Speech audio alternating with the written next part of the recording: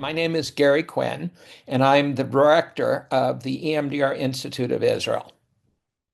HAP was a, a clear idea of joining because of seeing so many places, so many disasters around the world, and realizing that being part of HAP was going to enable so many people to get the training in EMDR and to get accepted EMDR around the world.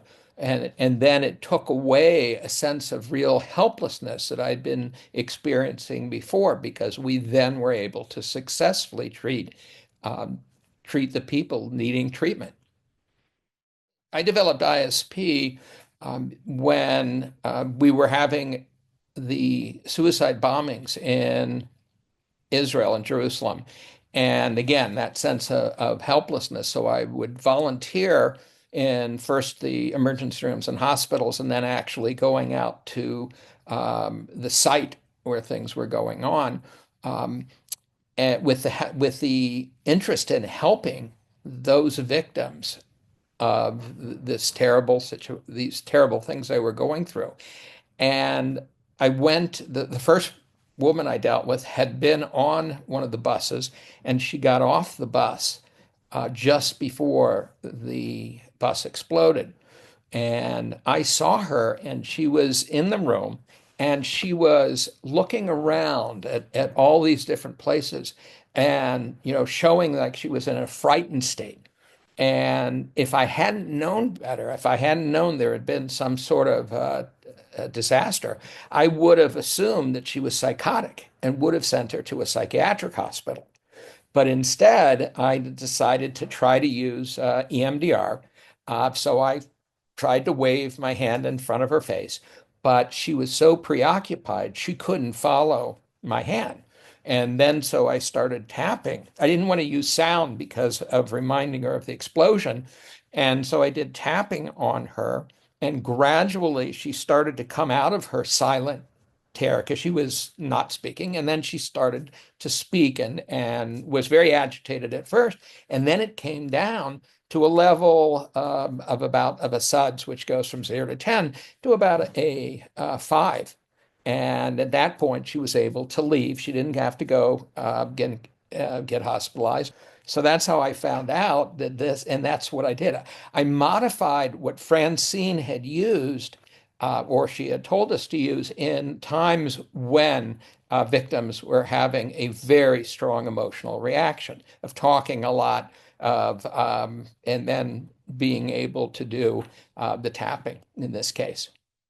We had a team that went mainly from Israel to Thailand after the tsunami, and there we met with people, and they had entire villages wiped out. We arrived at that time, and we were introduced to Kay, who had not been eating or drinking for a month, that whole month since the tsunami had hit. And where you can see we're on the back of this pickup truck. And we start working with her, hearing her story. She had gone off to work the morning of the tsunami, and she had left her 11-year-old, 7-year-old, and 4-year-old in the care of her sister-in-law, who she trusted fully because the sister-in-law loved the children as much as she did.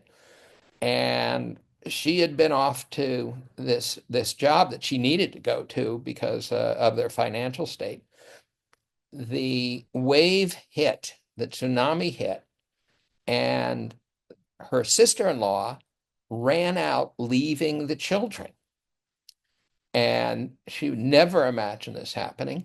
Her in-laws lived right by. They took out and saved the 11-year-old. They went back in to save the 7 and 4-year-old, and they could not save them. They all died, the four of them. And clearly, she was in a terrible state. Her view of herself was, I'm a terrible mother. I'm a horrible, terrible mother. And obviously she couldn't be convinced of otherwise. We worked on her. She then came down to a level of, instead of thinking, I'm this terrible mother, I did the best I could then. Um, and I am thankful for the time I had with them, and no wave can take away my memory at all. And and we were astounded by this. And then she went and organized the village because we were only a small group after we had done actually a training of more than 300 people in Bangkok. Um, the five of us went down to treat people. They were supposed to come, but their hospital said, "Oh, you've been away so long in the training, we're not letting you go." But we went down. And at that point, she got us, we gathered the children, the whole children, because usually you don't in to see the people, you'll get one or two and that'll be it. But she brought, so all the children then were doing the group protocol for children by Nacha and Lucy. And they they did what the protocol, and we didn't know what was going to happen because they had been staying away from the water where they lived their whole lives for a whole month because of fear of the water. And so then we lined them up to not knowing what they were going to do. And now you already get an idea of this face. They went in and they jumped right into the water. One of the reasons why this story is so important to me is that it is a place where a small number of people can have an impact which is not believable. This is an incredible investment because you have a treatment that is so effective and you have it going to the people who most need it.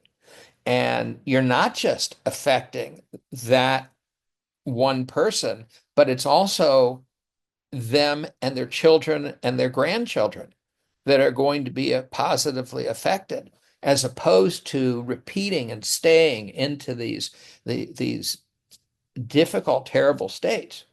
So you have an opportunity to affect a huge number. And in Judaism, that we are told saving one life is like saving a universe, because it is, from all that comes from that small beginning is really extending off to generations and generations. So that's why it is really worth to be sponsoring the ability of therapists who know how to do this are getting out to the people who need this.